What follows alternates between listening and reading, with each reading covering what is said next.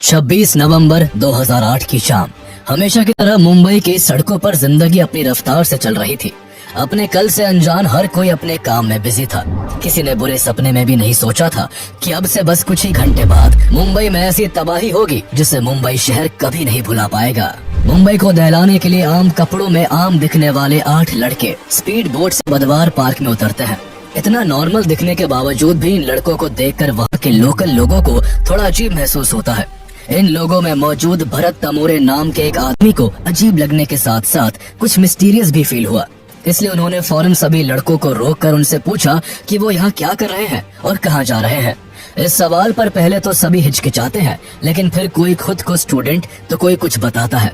लेकिन इतने में उन लड़कों में से एक लड़का जोर से चिल्लाता हुआ बोलता है कि अपने काम से काम रखो। रात का वक्त था और ऐसे में एक ही उम्र के 8 लड़के कंधों पर 2 बड़े बड़े बैग लेकर बिना कुछ बताए वहाँ से निकल लेते हैं। भरत को इन लड़कों पर शक होता है, जिस कारण वो आगे चलकर इस घटना की जानकारी मुंबई पुलिस को भी देते हैं। लेकिन पुलिस बात को हल्के में लेते हुए कोई कार्रवाई नहीं करती। बाद में कार्रवाई न करना ही मुंबई पुलिस की सबसे बड़ी गलती साबित होती है। अगर समय रहते मुंबई पुलिस कोई कार्रवाई करती तो शायद मुंबई में मौत का तांडव न देखने को मिलता। शायद उस दिन का इतिहास 166 लोगों के खून से सना नहीं होता। वहाँ से निकलने के बाद सभी लड़के 2-2 के ग्रुप में डिवाइड होकर टारगेट की गई लोकेशंस की तरफ निकल पड़ते हैं। इन लोकेशंस में CST railway station, Taj Mahal palace hotel, Leopold cafe और नरीमन हाउस शामिल थे। सारी जगह वहाँ से बस कुछ ही दूरी पर थी। हालांकि समुद्र के रास्ते से आई बोट में 8 नहीं बल्कि टोटल 10 लड़के थे, जहां 10 में से 8 लड़के बोट से उतरकर सड़क के रास्ते अपनी अपनी लोकेशन पर पहुंच रहे थे, तो वही बाकी के 2 लड़के अपनी टारगेट ओबरॉय होटल तक पहुंचने के लिए बोट का ही इस्तेमाल करते हैं। एक तरफ जहां ये लड़के अपने मंसूबों को पूरा करने के लिए तेजी से अपनी अपनी लोकेशंस की ओर बढ़ रहे होते हैं, तो वही दूसरी ओर मुंबई हमेशा की तरह अपनी धुन में बस चलती जा रही थी। लोग रोज की तरह काम काज में बिजी थे, लेकिन अचानक मुंबई गोलियों की तड़तड़ाहट से थर्रा उठती है। मुंबई के लिए यह आवाजें नहीं थी। अंडरवर्ल्ड के गुटों में अक्सर शूट आउट होता रहता था। थोड़ी बहुत गोलीबारी तो मुंबई के लिए आम बात थी, लेकिन आज कुछ बड़ा हुआ था। इतना बड़ा कि जिसकी आवाज ने देश को सुन्न करके रख दिया था। इस धमाके और अंधाधुन गोलीबारी की शुरुआत छत्रपति शिवाजी टर्मिनस से होती है। छत्रपति शिवाजी टर्मिनस मुंबई के सबसे बिजिएस्ट रेलवे स्टेशन में से एक है। उस दिन पटना जाने वाली ट्रेन कुछ घंटों की देरी से चल रही थी। यात्रियों को ये कहाँ पता था कि ये देरी उनके लिए जानलेवा साबित होने वाली है। इस्माइल खान और अजमल कसाब नाम के 2 लड़के एक साथ स्टेशन पर पहुँचते हैं और ऐसे खौफनाक मंजर को जन्म देते हैं जिसका अंदाजा कोई नहीं लगा सकता था। यहाँ पहुंचकर जहां कसाब पागलों की तरह हंसते हुए AK-47 से ताबड़तोड़ गोलियां चलाने लगता है, तो वही इस्माइल चारों तरफ हैंड ग्रेनेड फेंकता है। किसी को अंदाजा नहीं था कि क्यों और किस कारण उन पर ऐसा हमला किया जा रहा है। चारों ओर बस गोलीबारी और चीखने चिल्लाने की आवाजें गूंज रही थी। लगातार गोलियों की आवाज और बॉम्ब धमाकों से लोग डर कर इधर उधर भागने लगते हैं। जिसको जहाँ जगह मिलती है वो वही छुप जाता है। अफरा तफरी और चीख पुकार के बीच दोनों इस तरफ फायरिंग कर रहे थे जैसे मानो कोई वीडियो गेम खेल रहा हो। इन दोनों आतंकियों का सिर्फ एक ही मकसद था और वो था मुंबई के सबसे busiest railway station Chhatrapati Shivaji terminus पर अधिक से अधिक लोगों की मौत। स्टेशन पर काम करने वाले लोगों और रेलवे पुलिस को कुछ समझ नहीं आ रहा था कि इस सिचुएशन को किस तरह हैंडल किया जाए। फिर भी दोनों आतंकियों को रोकने के लिए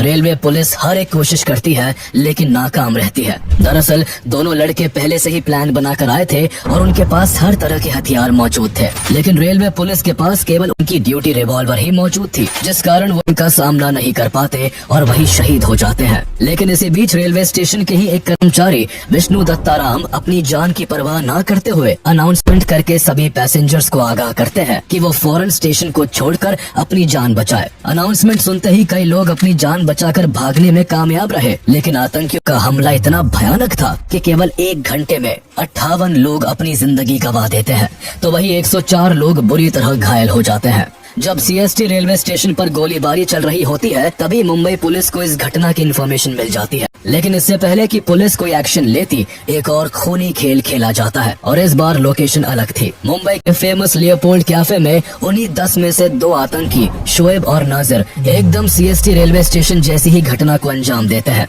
लियोपोल्ड कैफे में अपनी शाम को हसीन बनाने में डूबे हुए लोगों को आने वाले पल की कोई खबर नहीं थी। पार्टियों में मशगूल लोगों में से किसी को भी अंदाजा नहीं था कि ये ये रात उनके लिए आखिरी रात साबित होगी। वो खुशी और जश्न के माहौल में खोए हुए थे कि तभी दो जवान लड़के हाथों में हथियार लिए कैफे में बैठे हर एक शख्स के खून के प्यासे बन जाते हैं। लियोपोल्ड कैफे मुंबई का एक बेहद जाना माना कैफे है, जहां लोगों की हमेशा भीड़ रहती है। इस कैफे पर फॉरेनर्स का भी हमेशा से आना जाना रहा है। कैफे की पॉपुलैरिटी और फॉरेनर्स की प्रेजेंस के कारण ही इस कैफे को टारगेट किया जाता है। दोनों आतंकी लियोपोल्ड कैफे में घुसते ही कई राउंड फायरिंग करते हैं। अचानक से की गई अंधाधुंध फायरिंग से कैफे में बैठे कई लोग चाहकर भी अपनी जान नहीं बचा पाते, जिस कारण इस हमले में कई विदेशी और भारतीय लोग मारे जाते हैं। मुंबई में लगातार 2 अटैक्स होने के बाद भी बात यहाँ नहीं थमती है। अभी तो बस शुरुआत हुई थी और अभी कई बड़े हमले बाकी थे, जिनमें सैकड़ों लोगों की जिंदगी जानी थी। लियोपोल्ड कैफे को टारगेट करने के बाद ये दोनों आतंकी ताज होटल की ओर अपना रुख करते हैं, जहाँ पहले से ही इनके 2 गैंग मेंबर पहुँच चुके थे। लगातार हो रहे अटैक से चैन की नींद सो रहे लोग जाग जाते हैं। लोगों को उनके घर में ही रहने की सलाह दी जाती है। सब कुछ इतना अजीब और तेजी से हो रहा था कि किसी को सोचने और संभलने तक का वक्त नहीं मिल पाता। हर गुजरते मिनट के साथ मीडिया में अटैक की न्यू हेडलाइन फ्लैश कर रही थी। चंद घंटों पहले शुरू हुआ ये हमला ऐसा विकराल रूप ले लेता है कि हर तरफ से सिर्फ गोलीबारी और बॉम्ब ब्लास्ट की खबरें ही सामने आ रही थी। अपनी तेजी के लिए मशहूर मुंबई कुछ समय के लिए रुक सा जाता है। शुरुआती दौर में मुंबई पुलिस को ये सब एक गैंग वॉर लगता है, लेकिन कुछ ही समय में पुलिस को भी समझ आ जाता है कि ये कोई गैंग वॉर नहीं बल्कि एक फुल्ली प्लान टेररिस्ट अटैक है। मुंबई में उस दिन एक ही समय पर कई जगह हमले हो रहे थे। जब सीएसटी स्टेशन और लियोपोल्ड कैफे में हमला हो रहा था, तभी आतंकियों का एक और ग्रुप ताज होटल को निशाना बना रहा था। ताज होटल पर अटैक की इतनी जबरदस्त प्लानिंग की गई थी कि जिस समय ताज होटल पर हमला किया जाता है उस समय होटल के मैक्सिमम रूम्स बुक थे। हमले के वक्त यूरोपियन पार्लियामेंट कमेटी के कई डेलीगेट्स भी होटल में मौजूद होते हैं। इत्तेफाक से उस दिन गौतम अडानी भी ताज होटल में ही मीटिंग कर रहे होते हैं। हालांकि अपनी मीटिंग खत्म करके जैसे ही अडानी बाहर की ओर जाने लगते हैं, वैसे ही उनकी टीम उन्हें एक और मीटिंग के बारे में इन्फॉर्म करती है, जिस कारण बाहर निकलने के बजाय वो वापस से मीटिंग रूम में चले जाते हैं। एक तरफ अडानी मीटिंग के लिए जाते हैं तो दूसरी ओर अब तक आतंकियों का तीसरा ग्रुप हाफिज और जावेद ताज होटल के मेन एंट्रेंस से होटल में घुस जाते हैं। उनके होटल में एंटर करते ही होटल ताज गोलियों की तड़तड़ाहट और बम के धमाकों से गूंज उठता है। जैसे ही अडानी की टीम को इस हमले के बारे में पता चलता है, अडानी को तुरंत किचन के जरिए बेसमेंट में ले जाया जाता है, जहां वो रात भर रहते हैं और सुबह उन्हें मार्कोस कमांडो सेफली रेस्क्यू कर लेते हैं। अडानी तो सेफ हो चुके थे, लेकिन अभी भी यहाँ हजारों लोगों की जान दांव पर लगी थी। दोनों आतंकी लगातार फायरिंग कर रहे थे। गोलीबारी की आवाज सुनकर हर तरफ डर का माहौल था। सबसे पहले इन दोनों आतंकियों ने मेन गेट पर ड्यूटी कर रहे गार्ड की हत्या कर दी। उसके बाद होटल के ग्राउंड फ्लोर पर जो भी लोग थे उनमें से कुछ को मार दिया और कुछ को हॉस्टेज बना लिया। ग्राउंड फ्लोर के बाद आतंकी फायरिंग करते हुए सीढ़ियों से ऊपर के फ्लोर्स को खंगालने लगते हैं। हालांकि इस मौके का फायदा उठाकर मुंबई पुलिस अलग अलग गेट से कई बड़े अधिकारियों को सेफली रेस्क्यू कर लेती है। 200 के करीब लोग खुद होटल की खिड़कियों को तोड़कर बेडशीट और पर्दों के सहारे अपनी जान बचाने में सफल होते हैं। यहाँ पर आतंकियों का मोटिव किसी बड़े बिजनेसमैन या फॉरेन डेलीगेट्स को हॉस्टेज बनाने का था, ताकि इसके सहारे वो इंडियन गवर्नमेंट से नेगोशिएट कर सके। दोनों आतंकी होटल में घुसने के साथ ही पहले 5th फ्लोर पर अटैक भी इसलिए ही करते हैं क्योंकि 5th फ्लोर पर बिजनेस सेंटर था। उन्हें लगा था कि इस फ्लोर पर उन्हें कोई न कोई बड़ा आदमी जरूर मिल जाएगा। हालांकि अगर गौतम अडानी को रेस्क्यू नहीं किया जाता तो इनके मंसूबे पूरे हो भी सकते थे। लेकिन 5th फ्लोर पर किसी बिग पर्सनालिटी के न मिलने पर दोनों आतंकी फायरिंग करते हुए 6th फ्लोर पर चढ़ जाते हैं और वहां अपना कंट्रोल सेंटर बनाने के लिए एक कमरा तलाशने लगते हैं। उनकी नजर रूम नंबर 520 पर पड़ती है, जो अंदर से बंद था। बहुत खटखटाने के बाद भी गेट नहीं खुलता तो आतंकी हथियारों से मारकर गेट खोल देते हैं और अंदर घुस जाते हैं। दरअसल उस कमरे में कॉर्पोरेशन बैंक के फॉर्मर चेयरमैन KR रामामूर्ति मौजूद थे। होटल में गोलियों की बौछार और लोगों की चीख पुकार से उन्हें भी इस हमले के बारे में पता चल गया था, इसलिए वो अपने रूम के गेट को बंद कर वॉशरूम में छुप जाते हैं। लेकिन कमरे का गेट खुलते ही उनकी धड़कनों की रफ्तार एकदम से तेज हो जाती है और जिसका डर था वही होता है। वॉशरूम में छुपे रामामूर्ति आतंकियों की नजर में आ जाते हैं, लेकिन आतंकी उनको मारने के बजाय उन्हें वही बंधक बना लेते हैं। ताज होटल पर अटैक के बीच ही विले पार्ले और वाड़ी बंदर में चलती टैक्सी में तेज आवाज के साथ बॉम्ब ब्लास्ट होता है और आसमान धुएं से भर जाता है। टैक्सी में ट्रैवल कर रहे सभी लोग मारे जाते हैं। बॉम्ब ब्लास्ट इतना जोरदार होता है कि आसपास की कई बिल्डिंग्स में आग लग जाती है और उससे भी कई लोगों की मौत हो हो जाती है। टैक्सी में बॉम्ब लगाने का काम भी उन 10 लोगों में से ही कुछ टेररिस्ट का होता है। दरअसल आतंकी फेमस और क्राउडेड जगहों को टारगेट तो कर ही रहे थे, इसके अलावा उनका टारगेट वो टैक्सी भी होती है जिनसे वो एक जगह से दूसरी जगह तक जा रहे थे। आतंकी टैक्सी में ट्रैवल करते समय ड्राइवर को बातों में उलझाकर उनमें बॉम्ब लगा देते और फिर खुद टैक्सी से उतर जाते। टैक्सी ब्लास्ट के जरिए भी वो मुंबई को दहला रहे थे। ताज होटल में जब दोनों आतंकी 6th फ्लोर पर अपना कंट्रोल रूम बना रहे थे, तभी उनके 2 और साथी नाजिर और शोएब भी ताज होटल पहुंच जाते हैं। होटल पहुंचते ही ये दोनों आतंकी पागलों की तरह अंधाधुंध फायरिंग करते हुए कई लोगों को मार देते हैं और 4 लोगों को हॉस्टेज बनाकर रूम नंबर 520 में ले जाते हैं। अब इस रूम में 4 आतंकी और 5 हॉस्टेजेस होते हैं। इस वक्त कोई आतंकी लगातार किसी से फोन पर आगे के हमले को लेकर बात कर रहा होता है, तो कोई आतंकी 5 बंधकों की आईडीज को गूगल पर सर्च करके ये ढूंढने की कोशिश में लगा होता है कि काश इनमें से कोई एक बड़ा आदमी हो जिसके जरिए भारत सरकार पर दबाव बनाकर नेगोशिएशन किया जा सके। लेकिन पकड़े हुए लोगों में कोई भी बड़ा नाम नहीं मिलने पर आतंकी कमरे की चादरों और पर्दों में आग लगा देते हैं और रूम को लॉक करके खुद बाहर आ जाते हैं। आग के धुएं से हॉस्टेजेस का दम घुट रहा होता है, लेकिन किसी भी तरह वो एक दूसरे को आजाद करके बेडशीट्स के सहारे कमरे की खिड़कियों से नीचे उतरकर अपनी जान बचाने में कामयाब हो जाते हैं। ये 5 हॉस्टेजेस तो बच जाते हैं, लेकिन ताज होटल में अब तक 31 लोग अपनी जान गंवा चुके थे। एक तरफ ताज होटल में आतंक मचा हुआ था, तो वहीं दूसरी तरफ आतंकियों की चौथी टीम के नासिर और बाबर इमरान नरीमन हाउस में घुसकर वहां मौजूद लोगों को हॉस्टेज बना लेते हैं। दरअसल नरीमन हाउस पर इन आतंकियों का अटैक करने का एक अलग मोटिव होता है। 5 फ्लोर की ये बिल्डिंग जूइश ऑर्गेनाइजेशन के द्वारा 2 साल पहले ही खरीदी गई थी, जिस वजह से नरीमन हाउस एक यहूदी सेंटर होता है। यहाँ कई यहूदी आकर रुकते और प्रेयर करते। इस जगह पर इजरायली प्रीस्ट राबी गैब्रियल होल्सबर्ग और उनकी पत्नी रिफ्का अपने बेटे मोशे के साथ रहते थे। जो सेंटर होने की वजह से आतंकियों का प्लान यहाँ पर किसी को मारने की बजाय उन्हें बंधक बनाने का होता है। उनका मोटिव था कि वो सभी इजरायली सिटीजन्स को हॉस्टेज बनाकर इजरायली गवर्नमेंट से नेगोशिएट करते, जिसके चलते इजराइल भारत पर अपने सिटीजन्स को बचाने के लिए दबाव बनाता। इस तरह आतंकियों का मकसद इजराइल और इंडिया के रिलेशन में फूट डालने का भी था। इसलिए दोनों आतंकी यहाँ रह रहे गैब्रियल और उनकी पत्नी रिफ्का पर इजराइल की एम्बेसी से बात करवाने के लिए प्रेशर बनाते हैं। लेकिन जब कोई बात नहीं बनती तो आतंकी फ्रस्ट्रेट होकर नरीमन हाउस को भी खून से रंग देते हैं। इस हमले में गैब्रियल और उनकी प्रेग्नेंट वाइफ समेत 9 लोग अपनी जान गंवा देते हैं। CST स्टेशन, लियोपोल्ड कैफे, ताज होटल, नरीमन हाउस और टैक्सी बॉम्ब ब्लास्ट्स। जहां इतना सब हो रहा था तो वही आतंकियों का 5वां ग्रुप अब्दुल रहमान और फैदुल्ला ओबरॉय होटल के पास बोट को समुद्र के किनारे लगाते हैं और होटल की लॉबी में अंधाधुंध फायरिंग करना शुरू कर देते हैं। यहाँ पर भी आतंकियों का अटैक का तरीका सेम होता है। ये दोनों आतंकी भी बाकी आतंकियों की तरह ओबरॉय होटल में गोलीबारी करते हैं।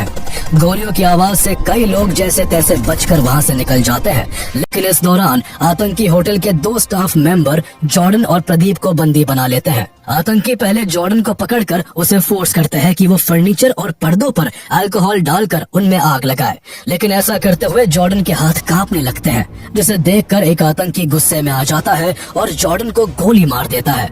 जॉर्डन के मरते ही आग लगाने का काम प्रदीप को सौंपा जाता है।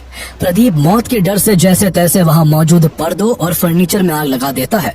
इसके बाद प्रदीप से VIP लोगों के बारे में आतंकी पूछताछ करते हैं। यहाँ प्रदीप चालाकी दिखाते हुए बताता है कि VIPs ऊपर वाले फ्लोर पर होंगे, इसलिए लिफ्ट से जाना पड़ेगा। प्रदीप और दोनों आतंकी लिफ्ट की तरफ बढ़ते हैं। लिफ्ट के खुलते ही प्रदीप आतंकियों को चकमा देकर अकेला लिफ्ट में घुस जाता है और नीचे जाने का बटन दबाकर लिफ्ट को बंद कर देता है। ये सब इतना अचानक से हुआ था कि आतंकियों को कुछ समझ नहीं आया, लेकिन इस चकमे से आतंकी बहुत गुस्से में आ जाते हैं और पहले लेफ्ट और फिर चारों तरफ पागलों की तरह फायरिंग करने लगते हैं। इस हमले में 30 से ज्यादा लोग अपनी जान गंवा देते हैं। एक ही दिन एक ही वक्त पर अलग अलग जगह से अटैक्स की खबर सुनकर महाराष्ट्र पुलिस क्लूलेस हो जाती है। कुछ देर के लिए उन्हें समझ ही नहीं आता कि उन्हें क्या करना चाहिए। हालांकि गोलीबारी की सूचना पाते ही मुंबई ATS के हेड हेमंत करकरे जल्द ही अपनी टीम तैयार कर आतंकियों का पीछा करते हैं। वो पहले CST रेलवे स्टेशन पहुंचते हैं, पर वहां तब तक खून का खेल खेला जा चुका था। तभी उन्हें फोन पर पता चलता है कि 2 आतंकी बंदूकें लेकर कामा हॉस्पिटल के पास वाली गली में दिखे हैं। ये क्लू मिलते ही हेमंत करकरे अपनी गाड़ी को कामा हॉस्पिटल की तरफ मोड़ देते हैं। इस गाड़ी में हेमंत करकरे के साथ ACP अशोक कामते, विजय सलास्कर, हेड कांस्टेबल अरुण अरुण जाधव और 3 सिपाही भी मौजूद थे। गाड़ी जैसे ही कामा हॉस्पिटल की गली के पास पहुंचती है, सीएसडी पर हमला करने वाले कसाब और इस्माइल एकदम से गाड़ी के सामने आ जाते हैं और गाड़ी पर अंधाधुंध फायरिंग करते हुए वो कुछ ही मिनट्स में AK-47 की 2 मैगजीन पुलिस की गाड़ी पर खाली कर देते हैं। इस दौरान पुलिस की तरफ से भी गोलीबारी होती है, जिसके चलते कसाब के हाथों में गोली लग जाती है। लेकिन आतंकियों के ताबड़तोड़ हमले ने पुलिस की गाड़ी को छल्ली कर दिया था। पुलिस की तरफ से फायरिंग रुकते ही कसाब और इस्माइल गाड़ी की तरफ बढ़ते हैं और कंफर्म करते हैं कि कोई पुलिस वाला जिंदा तो नहीं बचा। इस गोलीबारी में हेमंत करकरे सहित कई पुलिसकर्मी शहीद हो गए थे। दोनों आतंकियों ने जब गाड़ी में आगे पीछे देखकर पक्का कर लिया कि कोई भी जिंदा नहीं है, तो वो विजय सालस्कर, हेमंत करकरे और अशोक कामते की बॉडीज को नीचे उतारते हैं और ड्राइवर वाली सीट को खाली कर देते हैं। आतंकी पीछे की सीट पर बैठे पुलिस कर्मियों की डेड बॉडीज को भी गाड़ी से उतारना चाहते थे, लेकिन पीछे का डोर ना खुलने की वजह से टाइम ना वेस्ट करते हुए वो आगे वाली सीट पर बैठकर गाड़ी को लेकर वहां से मालाबार हिल की तरफ निकल जाते हैं। हालांकि गोलीबारी के कारण गाड़ी की हालत काफी खराब हो जाती है। गाड़ी के टायर्स में गोली लगने की वजह से कुछ दूर चलते ही गाड़ी पंचर हो जाती है। दोनों आतंकी गाड़ी को चेंज करने का सोचते हैं कि तभी उन्हें सामने से एक स्कोडा गाड़ी आती हुई दिखाई पड़ती है। दोनों गाड़ी से उतरते हैं और बंदूक के दम पर स्कोडा को रोककर उसे अपने कब्जे में ले लेते हैं और मालाबार हिल की तरफ बढ़ जाते हैं। इस वक्त 2 चीजें अच्छी हुई। एक तो आतंकी स्कोडा कार में बैठी फैमिली को मारना भूल जाते हैं और दूसरा ये कि आतंकियों का ध्यान नहीं जाता कि जिस पुलिस कार में बैठकर वो यहाँ तक आए थे, इसके पीछे की सीट पर हेड कांस्टेबल अरुण जाधव अभी भी जिंदा थे। उनके बस कंधे पर गोली लगी थी और वो मरने का नाटक करते हुए पूरे रास्ते इस्माइल और कसाब की बातें सुनते हुए आए थे। इसलिए आतंकियों ने जैसे ही पुलिस की गाड़ी को खाली किया, अरुण जाधव ने फौरन पुलिस कंट्रोल रूम को फोन करके आतंकियों के डायरेक्शन और डेस्टिनेशन के बारे में इन्फॉर्म कर दिया। ये खबर मिलते ही मुंबई में हाई अलर्ट जारी कर दिया जाता है। सड़क पर जगह जगह बैरिकेडिंग लगा दिए जाते हैं और इन बैरिकेडिंग के साथ पुलिस फोर्स भी जगह जगह पर तैनात हो जाती है। पुलिस की हरकत में आने के कारण अब चारों तरफ से दोनों आतंकी पुलिस वालों से घिर जाते हैं। भागने का एक भी मौका ना देख वो बैरिकेड तोड़ने की कोशिश करते हैं।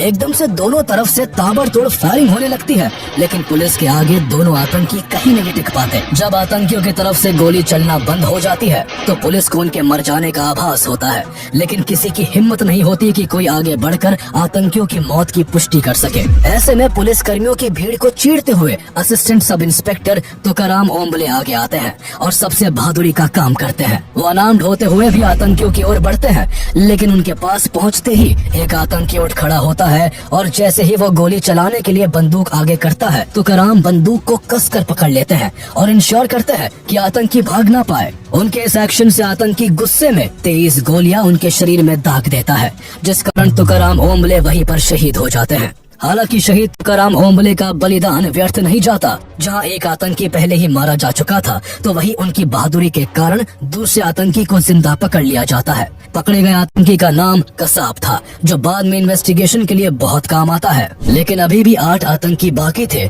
जो मुंबई में आतंक मचा रहे होते हैं। इनके अगले एक्शंस के बारे में जानने से पहले ये जानते हैं कि आखिर ये अटैक्स हुए ही क्यों, ये अटैक्स किसने करवाए और कौन इन सभी हमलों का मास्टरमाइंड था। दरअसल 6 दिसंबर 1992 को बाबरी मस्जिद डेमोलिशन के बाद भारत दंगों की आग में जल रहा था। ऐसे में कई इस्लामिक टेररिस्ट ग्रुप भारत पर अटैक करने की फिराक में थे। इन अटैक्स का पहला एग्जाम्पल 12 मार्च 1993 को देखने को मिलता है, जब मुंबई में एक के बाद एक पूरे 12 बॉम्ब ब्लास्ट होते हैं, जिनमें 257 लोगों की जान चली जाती है और 1000 से ज्यादा लोग घायल हो जाते हैं।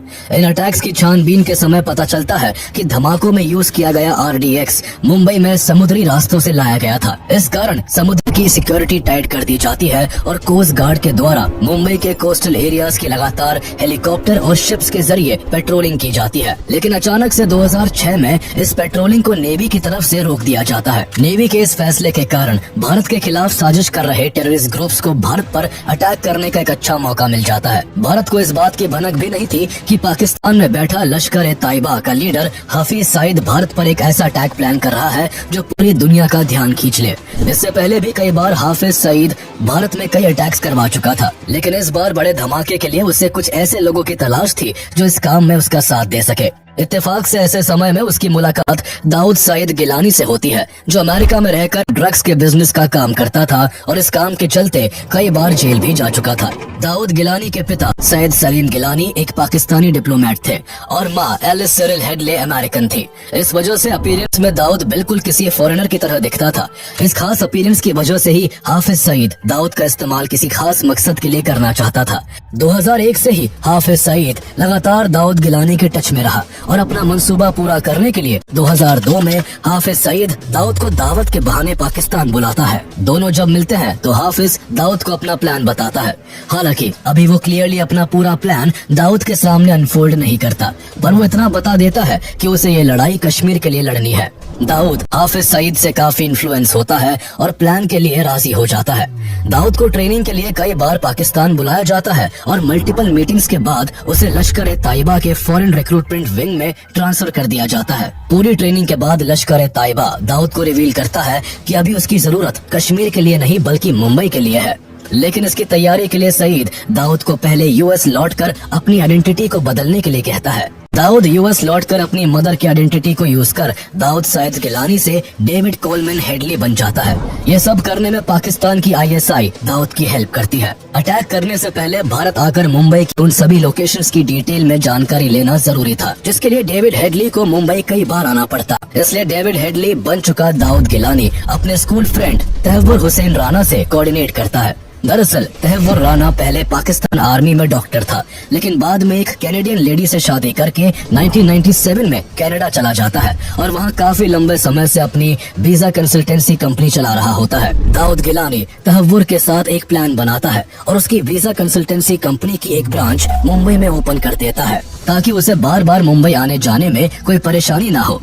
प्लान के मुताबिक दाऊद इस पूरे काम को अंजाम देता है और उसके फॉरेनर लुक और यूएस पासपोर्ट होने की वजह से मुंबई में कोई उस पर शक भी नहीं करता। इस तरह वो कई बार मुंबई आता है और समुद्र के रास्ते किन किन फेमस जगहों पर आकर अटैक किया जा सकता था, ऐसी हर एक जगह की जानकारी लश्कर-ए-ताइबा को देता है। दूसरी तरफ पाकिस्तान में बैठा हाफिज सईद मिल रही हर इंफॉर्मेशन की मदद से मुंबई पर अटैक करने की प्लानिंग करता रहता है। अटैक की प्लानिंग हो जाने के बाद उसे एग्जीक्यूट करने के लिए कुछ लड़कों की जरूरत थी जो मुंबई जाकर इस प्लान को सफल बनाते। इसलिए देर न करते हुए हाफिज सईद लड़कों के सिलेक्शन और ट्रेनिंग का काम ज़कीउर रहमान लखवी को सौंपता है। लखवी इस काम में अपने साथ जरार शाह, अबू काफा और अबू हमजा को भी शामिल करता है। ये लोग ऐसे नौजवान लड़कों की तलाश करते हैं जो घर से भागे हुए हो या जिनकी शादी न हुई हो, ताकि उन लोगों के आगे पीछे कोई न हो और आसानी से मजहब और जिहाद की आड़ में इनका ब्रेन वॉश किया जा सके। काफी खोजबीन के बाद 32 लड़कों को सिलेक्ट किया जाता है। शुरुआत में सिलेक्ट किए गए सभी लड़कों को बताया जाता है कि उन्हें कश्मीर को आजाद कराने के लिए चुना गया है। मजहब के नाम पर उनको भटकाया जाता है। उन्हें कहा जाता है कि अल्लाह ने उन्हें इस पाक काम के लिए खुद चुना है। कट्टरता से प्रभावित सभी लड़के प्लान को अंजाम देने के लिए ट्रेनिंग में जी जान लगा देते हैं। ट्रेनिंग 3 राउंड्स में डिवाइडेड होती है। पहले राउंड की ट्रेनिंग दौरा-ए अम्मा, दूसरी राउंड की ट्रेनिंग दौरा-ए सुफा और थर्ड राउंड की ट्रेनिंग दौरा-ए खासा के नाम से होती है। पूरी ट्रेनिंग के दौरान इनके सामने भारत के मुस्लिम्स की कंडीशन को बहुत बुरी तरह से पेश किया जाता है। इनके दिमाग में भारत को लेकर इतना जहर घोला जाता है कि ये चाहकर भी कुछ और सोच ही नहीं पाते और हर हाल में अपने मकसद को अंजाम देने के लिए तैयार हो जाते हैं। ट्रेनिंग के दौरान सभी लड़कों को कई घंटों तक हथियार चलाना सिखाया जाता है। हैंड ग्रेनेड फेंकने और रॉकेट लॉन्चर दागने की भी ट्रेनिंग दी जाती है। 2 राउंड की ट्रेनिंग तो सभी लड़के जैसे तैसे कर लेते हैं, जिसमें खाने और नमाज पढ़ने के अलावा किसी और काम की छूट नहीं होती। लेकिन दौरा-ए खासा की ट्रेनिंग के दौरान सभी लड़कों को 60 घंटों तक भूखा रहकर पहाड़ों पर चढ़ने की ट्रेनिंग दी जाती है। ये ट्रेनिंग इस कदर सख्त होती है कि कई लड़के इसे बीच में ही छोड़कर भाग जाते हैं। तीसरे फेज की ट्रेनिंग के बाद केवल 15 लड़के बचते हैं, जिन्हें फिर दौरा-ए रिबात नाम की इंटेलिजेंस ट्रेनिंग भी दी जाती है। इस तरह अगस्त 2008 आते आते पूरी ट्रेनिंग खत्म होती है। इसके बाद मुंबई पर अटैक करने के लिए 10 लड़कों को चुन लिया जाता है। सिलेक्शन के बाद इन्हें 2-2 के 5 ग्रुप्स में बांट दिया जाता है। सभी को भारत में इस्तेमाल करने के लिए एम्यूनेशन, सैटेलाइट फोन, मैप और कुछ पैसे भी दिए जाते हैं। 27 सितंबर 2008 को मुंबई पर अटैक करने की प्लानिंग फिक्स होती है, जिसके लिए ट्रेन किए गए सभी लड़कों को कराची बुलाया जाता है, लेकिन लास्ट मोमेंट पर इसे रोक दिया जाता है। उसी महीने दिल्ली में लगातार 5 बॉम्ब ब्लास्ट हुए थे, जिस वजह से दिल्ली और मुंबई जैसी जगहों पर रेड अलर्ट था और जगह जगह छापेमारी हो रही थी।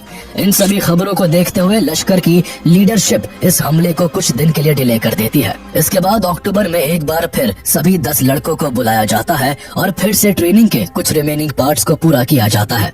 इस बार सभी लड़कों को स्विमिंग करने और बोट चलाने की ट्रेनिंग दी जाती है।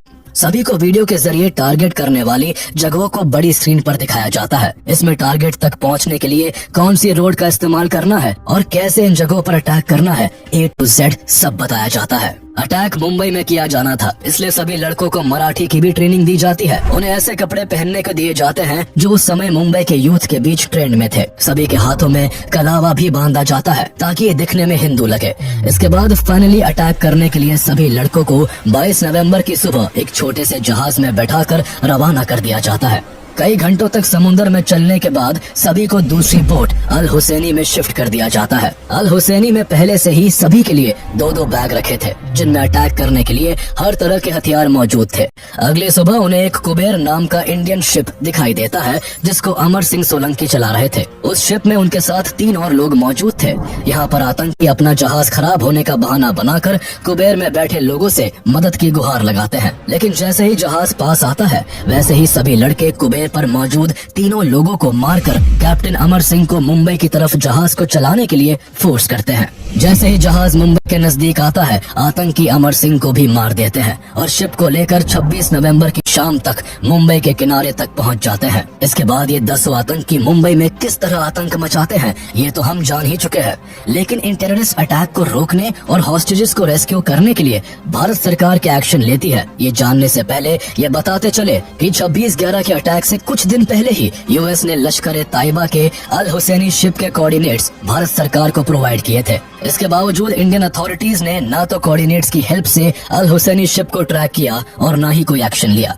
यहाँ तक कि national security adviser M.K. Narayanan ने नेवी और कोस्ट गार्ड के साथ कार्रवाई के योग्य खुफिया जानकारी भी साझा की थी, लेकिन फिर भी समुद्र में ना तो अल हुसैनी शिप को पकड़ा गया और ना ही इन खौफनाक हमलों को अंजाम देने वाले हथियारों से लैस आतंकियों को रोका जा सका, जिसका परिणाम आज मुंबई को झेलना पड़ रहा था। अटैक से पहले इंडियन अथॉरिटीज द्वारा कोई भी एक्शन न लेने की वजह से मुंबई में पहले से ही काफी तबाही हो चुकी थी। इसके अलावा अभी तक मुंबई पुलिस सिर्फ 2 आतंकियों को कंट्रोल कर पाई थी। अभी भी 8 टेररिस्ट 3 जगहों पर अपना कब्जा जमाए हुए थे। 2 आतंकी ओबरॉय होटल में तो 4 आतंकी ताज होटल में मौजूद थे। वही 2 आतंकी नरीमन हाउस को अपने कंट्रोल में किए हुए थे। कसाब के पकड़े जाने और ताज होटल, नरीमन हाउस और ओबरॉय होटल में हो रहे लगातार धमाकों के बाद आखिरकार महाराष्ट्र गवर्नमेंट फुल्ली एक्टिव होती है। सबसे पहले महाराष्ट्र गवर्नमेंट सेंट्रल गवर्नमेंट से हेल्प मांगती है। न्यू दिल्ली से NSG कमांडोज को तैयार किया जाता है, लेकिन NSG को टाइम से एयरक्राफ्ट नहीं मिल पाने की वजह से उन्हें मुंबई आने में समय लगने वाला था। इसलिए काउंटर अटैक करने और सिचुएशन को संभालने का जिम्मा मार्कोस को दिया जाता है। मार्कोस यानी मरीन कमांडोज को अनजान जगहों पर शानदार ऑपरेशंस के लिए जाना जाता है। ये कमांडोज हर तरह के हथियारों को चलाने में फुल्ली ट्रेंड होते हैं, इसलिए इस टेरर अटैक को हैंडल करने के लिए मार्कोस को बुलाया जाता है। लेकिन काफी लेट इन्फॉर्मेशन मिलने की वजह से मार्कोस को अटैक वाली जगहों पर पहुंचने में कई घंटों की देरी हो जाती है। मार्कोस 27 नवंबर की रात करीब 2 बजे मुंबई के INS अभिमन्यु पहुंचते हैं और वहां से 2 टुकड़ियों में बंटकर ताज और ओबरॉय होटल की कमान संभालते हैं। मार्कोस का सबसे पहला टास्क हॉस्टेजेस को सेफली वहां से रेस्क्यू करने का था। मार्कोस की एक टीम जो ताज होटल पहुंचती है, उन्हें वहां होटल के मैनेजर द्वारा होटल का नक्शा दिया जाता है, लेकिन नक्शे से उन्हें कोई खास मदद नहीं मिलती। इसके अलावा ना तो उन्हें ताज होटल में मौजूद 4 आतंकियों के लोकेशन के बारे में कुछ पता था, ना ही होटल में छुपे लोगों के बारे में कोई जानकारी थी। मार्कोस की दूसरी टीम भी ओबरॉय होटल में इन्हीं मुश्किलों से जूझ रही होती है। इस सिचुएशन में मार्कोस की दोनों टीम्स के लिए ये काम अंधेरे में तीर चलाने जैसा था। हालांकि अपनी जान की बाजी लगाकर मार्कोस ताज और ओबरॉय होटल में घुसकर आतंकियों की छानबीन करने लगते हैं। मार्कोस को तो आतंकियों के लोकेशन का कोई पता नहीं था, लेकिन आतंकियों को उनके हर एक कदम की खबर होती है। वो ऐसे कि मीडिया मार्कोस के हर एक एक्शन को लाइव टेलीकास्ट कर रहा होता है, जिस पर पाकिस्तान में बैठे इनके हैंडलर की भी नजर थी, जो हर एक खबर फोन के जरिए आतंकियों तक पहुंचा रहा था। आतंकियों को मार्कोस की लोकेशन मिलते ही वो उनकी तरफ फायरिंग करना और ग्रेनेड्स फेंकना शुरू कर देते हैं। जिसके काउंटर में मार्कोस ने भी ताबड़तोड़ फायरिंग की। आतंकी इस काउंटर अटैक से सरप्राइज थे क्योंकि अभी तक उनका सामना केवल मुंबई पुलिस से हुआ था, जिनके पास साधारण बंदूकें थी, जिस कारण वो आतंकियों के मॉडर्न वेपन्स के आगे कहीं भी टिक नहीं पा रहे थे। लेकिन यहाँ मार्कोस का अटैक इतना जोरदार था कि आतंकी 4 कदम पीछे हटने को मजबूर हो गए। इसी मौके का फायदा उठाकर मार्कोस ने ताज होटल से 150 और ओबरॉय ट्राइडेंट होटल से 200 लोगों को सुरक्षित निकाल लिया। हालांकि दोनों जगहों पर अभी भी कई लोग फंसे हुए थे जो किसी भी पल आतंकियों के हमले का शिकार हो सकते थे। लेकिन इस दौरान राहत की बात ये होती है कि सुबह के करीब 5 बजे IL-76 एयरक्राफ्ट में सवार 200 NSG कमांडोज की एक टीम मुंबई पहुंच चुकी होती है। NSG कमांडोज मुंबई पहुंचकर सबसे पहले मुंबई पुलिस और मार्कोस से अटैक रिलेटेड सारी इंफॉर्मेशन गैदर करते हैं और 3 टुकड़ियों में बंटकर ताज होटल, ओबरॉय होटल और नरीमन हाउस की तरफ रवाना हो जाते हैं। इस तरह NSG का ऑपरेशन ब्लैक टोर्नेडो शुरू हो जाता है। 27 नवंबर की सुबह 6 बजे कमांडोज की पहली टीम ओबरॉय ट्राइडेंट पहुंचती है, जिसकी कमान कर्नल BS राठी संभाले होते हैं। कर्नल राठी के नेतृत्व में लेफ्टिनेंट कर्नल RK शर्मा और मेजर B भारत अपनी टीम को लेकर ओबरॉय होटल में दाखिल होते हैं। लेकिन मार्कोस की तरह NSG कमांडोज को भी आतंकियों और बचे हुए बंधकों की लोकेशन के बारे में कोई जानकारी नहीं थी, लेकिन वो अपने ट्रेनिंग और एक्सपीरियंस का इस्तेमाल करते हुए फ्लोर बाय फ्लोर चढ़ने लगते हैं। 19th फ्लोर पर पहुंचते ही आतंकियों की तरफ से फायरिंग शुरू हो जाती है। साथ ही ग्रेनेड्स फेंककर आतंकी पूरे फ्लोर पर धुआं कर देते हैं। इसी बीच NSG की दूसरी टीम ताज होटल की सिचुएशन को हैंडल कर रही होती है, जिसका नेतृत्व कर्नल सुनील शेरर कर रहे होते हैं, जिनकी कमांड में मेजर संजय खंडवाल और मेजर संदीप उन्नीकृष्णन भी होते हैं। ताज होटल के हालात ओबरॉय होटल से भी ज्यादा भयानक थे। यहाँ 4 आतंकी थे जिन्होंने ताज होटल के कई कमरों को आग के हवाले कर दिया था। ताज होटल आग की लपटों में जल रहा था और इसी आग और धुएं की वजह से कई फ्लोर्स पर कमांडोज का सांस लेना भी मुश्किल हो जाता है। ऐसे में आतंकियों को ढूंढकर खत्म करने और होटल में फंसे हुए लोगों को बचाने के लिए NSG को रीग्रुप होना पड़ा। 51 स्पेशल एक्शन ग्रुप के 10 कमांडोज की टीम को लीड कर रहे मेजर संदीप उन्नीकृष्णन ने होटल की सेंट्रल स्टेयरकेस के जरिए चढ़कर टेररिस्ट पर अटैक करने का प्लान बनाया। प्लान के मुताबिक जब कमांडोज सेंट्रल स्टेयरकेस से ऊपर चढ़ने लगे, तभी घात लगाए बैठे आतंकियों ने अंधाधुंध फायरिंग करना शुरू कर दिया, जिसके 7 गोलियां कमांडो सुनील कुमार चौधा को लगी और वो बुरी तरह घायल हो गए। आतंकी उन पर और हमला करते इससे पहले ही सुनील को कवर देते हुए संदीप उन्नीकृष्णन और उनकी टीम ने आतंकियों पर काउंटर अटैक कर दिया। जब आतंकी थोड़ा पीछे हटे तो संदीप ने टीम से सुनील को जल्द से जल्द फर्स्ट एड देने के लिए कहा और अकेले ही सीढ़ियों पर चढ़ गए। संदीप ने जाते हुए पीछे मुड़कर अपनी टीम से कहा, मेरे पीछे मत आना, मैं संभाल लूंगा। इतना कहकर वो ऊपर चढ़ गए। संदीप और चारों आतंकियों के बीच ताबड़तोड़ गोलीबारी शुरू हो गई। अकेले संदीप उन्नीकृष्णन आतंकियों से ऐसा भिड़े कि चारों आतंकी होटल के नदन एंड के कॉर्नर में छिपने को मजबूर हो गए। लेकिन इस मुठभेड़ में संदीप पर भी गोलियों की बौछार हुई थी, जिस कारण दुश्मनों को मार गिराने की कोशिश में उन्हें अपने प्राण न्यौछावर करने पड़े। इसी दौरान 20 NSG कमांडोज की तीसरी टीम 27 नवंबर की शाम करीब 5:30 बजे नरीमन हाउस की लोकेशन पर पहुंच चुकी होती है।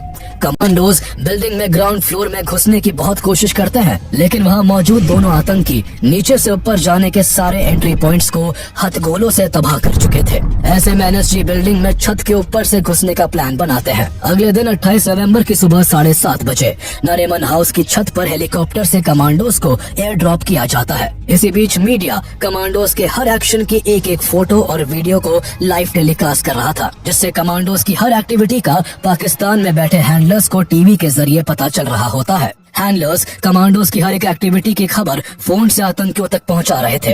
नरीमन हाउस में छुपकर बैठे दोनों आतंकियों ने कमांडोज की लाइव अपडेट मिलते ही उन पर ग्रेनेड्स फेंकना और फायरिंग करना शुरू कर दिया। इसका निशाना कमांडो गजेंद्र सिंह बिश्त बने और वो वही शहीद हो गए। ओबरॉय ट्राइडेंट होटल, ताज होटल और नरीमन हाउस तीनों ही लोकेशंस पर कमांडोज काफी मुश्किलों का सामना कर रहे होते हैं। आतंकी चूहे की तरह बिलों में छिपकर बैठे थे और लगातार छिपकर हमला कर रहे थे। इसलिए कमांडोज को दुश्मनों से लड़ने के लिए बहादुरी के साथ साथ समझदारी और चालाकी से भी काम लेना जरूरी था। कमांडोज ने समझदारी दिखाते हुए ओबरॉय होटल में आतंकियों को खत्म करने के लिए कोऑर्डिनेट अटैक करने का प्लान बनाया, जिसके चलते 19th फ्लोर के एक कमरे में छिपकर बैठे दोनों आतंकियों पर कमांडोज अंदर से अटैक करते हैं। तो वही होटल के सामने एयर इंडिया की बिल्डिंग के 11th फ्लोर पर स्नाइपर्स को तैनात कर दिया जाता है। इस तरह आतंकी दोहरे हमले के बीच फंस गए। जिस कमरे में आतंकी मौजूद थे उसकी खिड़की पर स्नाइपर्स की तरफ से कई राउंड्स फायर किए जाते हैं, जिसमें एक आतंकी फौरन ढेर हो जाता है। तो वही कुछ ही देर बाद बचे हुए दूसरे आतंकी को होटल में मौजूद कमांडोज मौत के घाट उतार देते हैं। इस तरह 28 नवंबर की दोपहर 3 बजे तक एनएसजी ने ओबरॉय ट्राइडेंट को आतंकियों की गिरफ्त से आजाद करवा लिया। लेकिन इसी बीच नरीमन हाउस में गजेंद्र बिष्ट के शहीद होने से कमांडोज बेहद गुस्से में होते हैं। अपने साथी की जान का बदला लेने और बिल्डिंग के अंदर फंसे लोगों को बचाने के लिए कमांडोज दोनों आतंकियों को ढूंढकर उन पर हमला करना शुरू कर देते हैं। मेजर संदीप सेन को एक क्लू मिलता है और वो एक कमरे में 2 हथगोले फेंक देते हैं, जिसमें मौजूद एक आतंकवादी आग की लपटों में जलकर राख हो जाता है। अब दूसरा आतंकी बचा होता है, पर उसके पास भी बचने का कोई मौका नहीं होता। सभी बचे हुए हॉस्टेजेस को बाहर निकालकर नरीमन हाउस के अंदर कई हथगोले फेंके जाते हैं, जिनकी चपेट में आकर दूसरा आतंकी भी वही मरकर ढेर हो जाता है। ओबरॉय ट्राइडेंट होटल और नरीमन हाउस अब सेफ थे, लेकिन ताज होटल में अभी भी कोहराम मचा होता है। मेजर संदीप के शहीद होने से निराश कमांडोज को अपने कर्तव्य का पालन करने और मेजर संदीप के हथियारों से बदला लेने के लिए एनएसजी चीफ जेके दत्त कमांडोज में फिर से जोश भर देते हैं। मेजर खंडवाल और उनके कमांडोज आतंकियों की खोज में होटल के चप्पे चप्पे को छानने लगते हैं। तभी उन्हें ताज होटल के वसाबी रेस्टोरेंट से गोलियों की आवाजें सुनाई देती है। कमांडोज ने बिना देर किए कई हथगोले वसाबी की तरफ फेंक दिए, जिससे वसाबी रेस्टोरेंट आग की लपटों में होता है और जान बचाने के लिए आतंकी जैसे ही सीढ़ियों की तरफ भागते हैं, तभी कमांडोज चारों आतंकियों को गोलियों से छल्ली कर डालते हैं। इस तरह 29 नवंबर की सुबह 8 बजे तक ताज होटल भी सिक्योर हो जाता है। 10 में से 9 आतंकी मारे जा चुके थे और एक आतंकी अजमल कसाब को जिंदा पकड़ा जा चुका था। 26 नवंबर की शाम को शुरू हुआ ये मौत का खेल 29 नवंबर की सुबह खत्म हुआ। इस अटैक में 166 बेकसूर लोग मारे गए, जबकि 300 से ज्यादा लोग गंभीर रूप से घायल हुए। 60 घंटों तक सांस रोककर बैठी मुंबई आखिरकार राहत की सांस लेती है। लेकिन 10 लड़कों का मुंबई में घुसकर ऐसी खौफनाक घटना को अंजाम देना भारत के लिए एक बड़ा इंटेलिजेंस फेलियर था। इस घटना ने भारत सरकार को अपनी सुरक्षा को लेकर सोचने के लिए फिर से मजबूर कर दिया।